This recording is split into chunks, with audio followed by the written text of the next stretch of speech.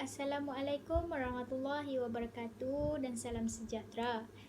Saya Nona Zatul Afifah binti Junis yang memegang kad matrik bernombor D20191087532. Dan pada kesempatan ini saya akan membentangkan berkenaan dengan objektif ketiga penulisan kumpulan kami, iaitu kesan-kesan daripada pengurusan bilik darjah untuk isi yang keempat dan kelima. Antara kesan-kesan pengurusan bilik darjah yang sistematik adalah membantu untuk mewujudkan daya pemikiran kreatif dalam kalangan pelajar. Seperti yang kita sedia maklum, terdapat pelbagai inovasi yang telah dilakukan dalam bidang kurikulum supaya pendidikan berubah selari dengan perubahan yang berlaku dalam masyarakat pada masa kini, sama ada masyarakat di dalam negara maupun di luar negara. Dan salah satu objektif yang ditetapkan dan diberi perhatian yang serius adalah untuk mengembangkan dan meningkatkan daya pemikiran kreatif dalam kalangan pelajar. Perkataan kreativiti berasal daripada perkataan barat yang bererti keupayaan mencipta atau daya cipta. Kefahaman mengenai konsep kreativiti yang sebenar sangat penting, terutama pada para pendidik yang berperanan untuk memupuk pemikiran kreativiti dalam kalangan pelajar di bilik darjah. Kefahaman mengenai konsep kreativiti ini dikatakan penting kerana ia menyediakan satu garis panduan untuk para pendidik merancang dan melaksanakan program ataupun latihan khas untuk meningkatkan kreativiti pelajar.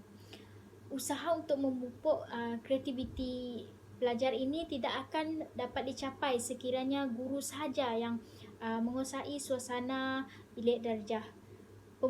Pemupukan kreativiti ini memerlukan interaksi dua hala antara guru dengan pelajar. Guru tidak seharusnya mendominasikan dan mengawal pembelajaran bilik darjah sepenuhnya, tetapi pelajar juga bertanggungjawab untuk aktif di samping memberi maklum balas ataupun respon terhadap pembelajaran yang disampaikan oleh guru di dalam kelas.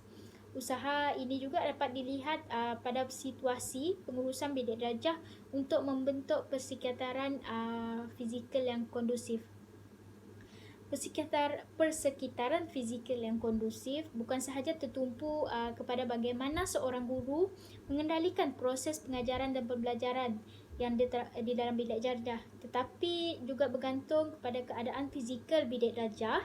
Yang keadaan fizikal yang dimasukkan di sini adalah seperti penyusunan meja, penyusunan kerusi serta kemudahan-kemudahan lain yang terdapat di dalam bilik darjah. Penyusunan persekitaran fizikal yang sistematik ini akan dapat membantu untuk meningkatkan inovasi dan produktiviti pelajar. Persekitaran bilik darjah yang selesa, cantik, bersih, sedap mata memandang dan efisien mewujudkan ataupun membantu percambahan idea dan rangsangan pemikiran pelajar. Pengurusan bilik darjah yang sistematik juga memberi pengajaran dan pembelajaran yang berkesan terhadap pelajar. Selain sebagai tenaga pengajar di bilik darjah juga, guru memainkan peranan sebagai pengurus.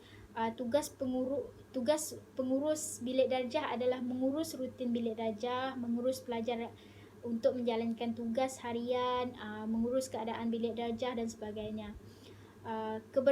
Keberkesanan pengajaran dan pembelajaran yang disampaikan juga dipengaruhi oleh kecakapan seorang guru dalam menjalankan tugas sebagai pengurus, kerana ia akan mewujudkan sosio-emosi yang selesa, disiplin yang baik dan keadaan bilik darjah yang kondusif.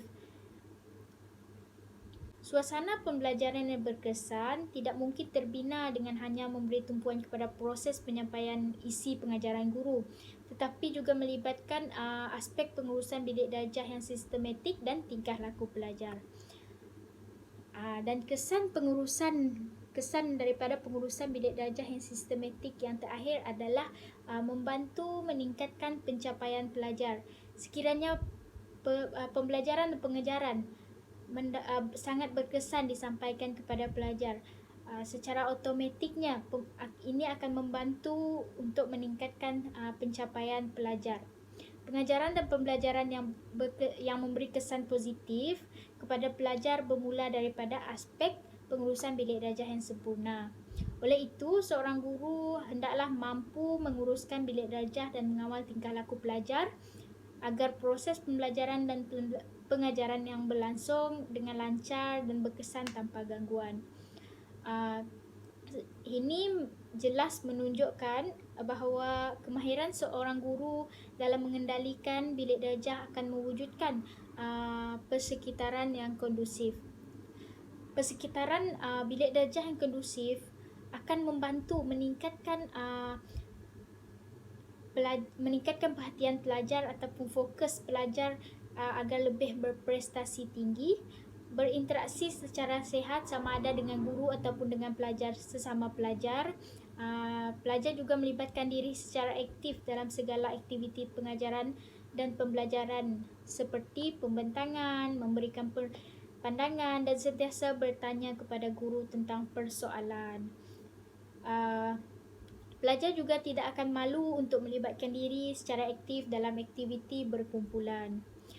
Peranan guru sebagai pendidik penting bagi melahirkan insan yang berkualiti. Ia dapat dibentuk melalui pembelajaran di bilik darjah, bukan sahaja memberi pendekatan kepada bidang akademik, tetapi kepada sahsiah diri pelajar untuk lebih berdisiplin ketika berada di dalam bilik darjah. Secara konklusinya, bilik darjah yang kondusif adalah hasil gabungan daripada aspek fizikal dan psikologi. Walau bagaimanapun, persekitaran fizikal bilik darjah tetap akan mempengaruhi psikologi seorang pelajar untuk lebih berfikiran cergas semasa pembelajaran. Oleh itu, jelas menunjukkan bahawa pengurusan bilik darjah yang sistematik sangat-sangat mempengaruhi peningkatan pencapaian pelajar dalam akademik maupun sahsiah dirinya. Sekian daripada saya, terima kasih.